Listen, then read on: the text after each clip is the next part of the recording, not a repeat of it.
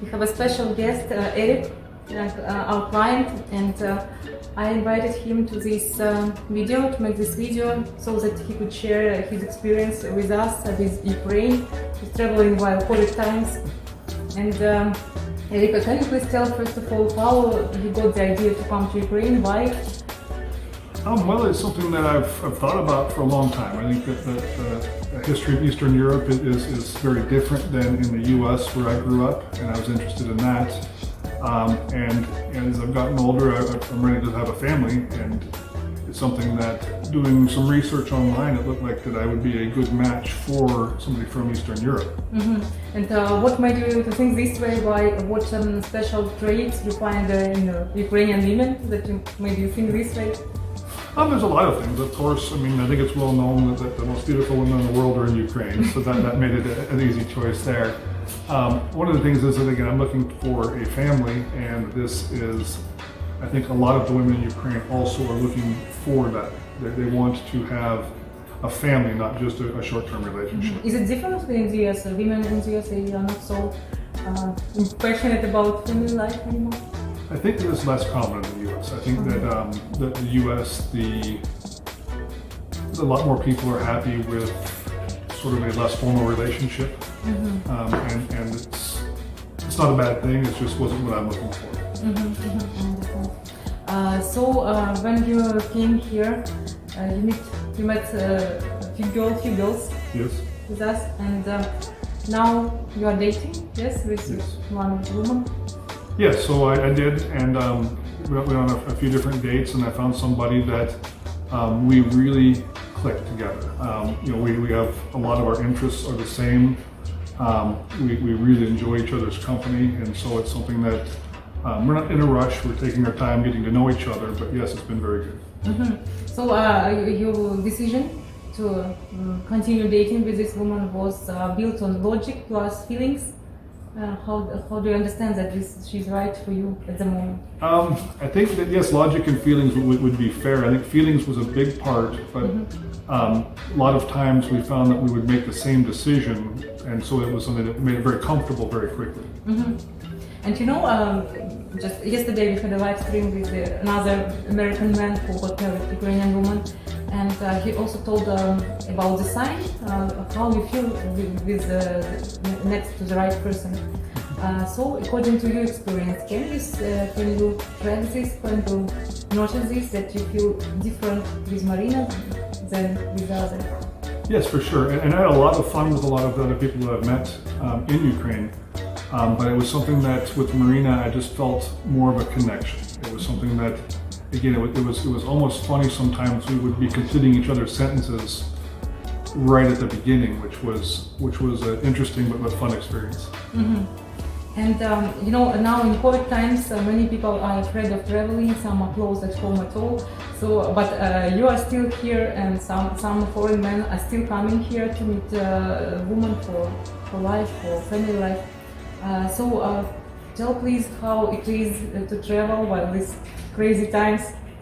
Share experience. In some ways, it's a great time to travel. So prices are good because the airlines are trying to fill their seats. There's a great deal of safety. So actually, I think you're safer on an airplane than you are just sitting in an office building because the air is constantly being filtered. They are doing the best they can for social distancing.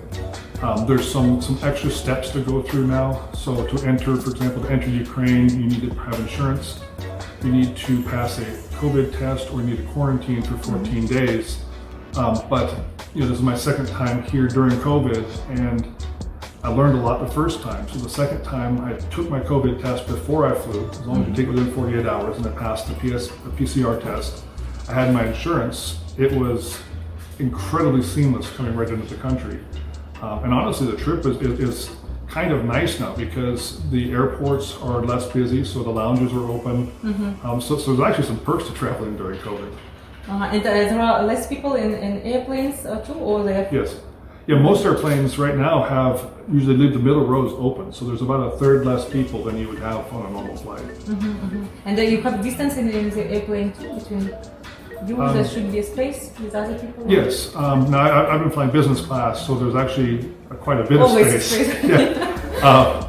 But like my first flight from the U.S. to Istanbul, the person next to me traded to another seat, so I had 6 feet of distance on every side. So it was a social distance the whole trip. And can you share, please, what you noticed about Ukrainian people here, Ukrainian culture, what you learned? Yes, absolutely. Obviously, I have a lot more to learn, but I think a misimpression that I'd had before I came was, it comes, I think, from more of like the Soviet rule where people are, when you see people walk on the street, they usually are stern, they're walking with purpose. And that's true. However, they're actually very open. So it's not that they're not smiling at everybody, but if you ask anybody for help, I've not seen anybody in Ukraine that doesn't immediately want to help out. Once you have a little bit of conversation, you find out that the people here are actually very warm and very caring. It's just you have to break through that initial first shell. And so it's been great. The other thing I thought was interesting was I think that there is a politeness here that is lacking in Western society. So while in the West you may smile at everybody you see and wave, but it's not really a deep smile. Whereas in Ukraine, and I see it in driving, is one of the big places I notice it. So driving in the city here is incredibly chaotic compared to the U.S. It's cars just pull in front of other cars, and it turns out it's actually a complicated dance, and everybody knows what's happening. But coming here, I was shocked when we pulled up on a trolley track and drove around a bunch of cars and back on the street. And now I'm more comfortable with it, but it works because everyone's polite. So in the U.S., if someone tried that, everyone would be mad and they would fight to not let them back into the line. Here, the politeness, they let people in, they hit the hazard lights, everything's good. And I think that's the case in life here as well. So you are thinking positively, as I noticed, because usually people here, when they see that someone is breaking the rules, they allow him to go. Not because they are polite usually, but he's a fool, okay. But you are positive, I know. However it works, but no, in the U.S., because people do that, so when you have a lane merging down, every car will try to get 2 feet from the bumper of the car in front and not let anybody in. And then usually you get angry and aggressive and force their way in. Whereas here, there is the politeness. Now it may be that they just think the guy's a fool. It works. Yeah, what else? Maybe about communication with Ukrainian people, something different in addition to. So I guess one of the things that I've enjoyed so far is that I'm trying to learn Russian, and so my first trip here, I spoke maybe 100 words, and I knew individual words. Whereas now I'm learning some phrases, I'm learning to put things together. But it's actually been really nice because when I go in, let's say to a shop or a grocery store.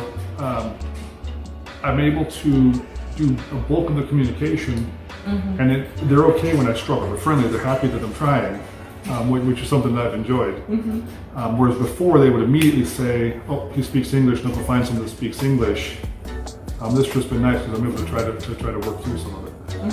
And what about the dating stage in America and here? Do you see the difference while the communication with women, while building relationships, rather than it happens in the US? Well, I don't know that it's entirely a Ukraine versus US thing. I think that each woman is different. So with some of the different women that I've met here, some would move more quickly and be more like the US, some would move more slowly and be very traditional. So I think maybe overall it's certainly more traditional.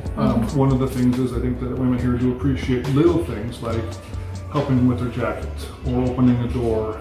I think that actually it's a small thing that makes a big difference here.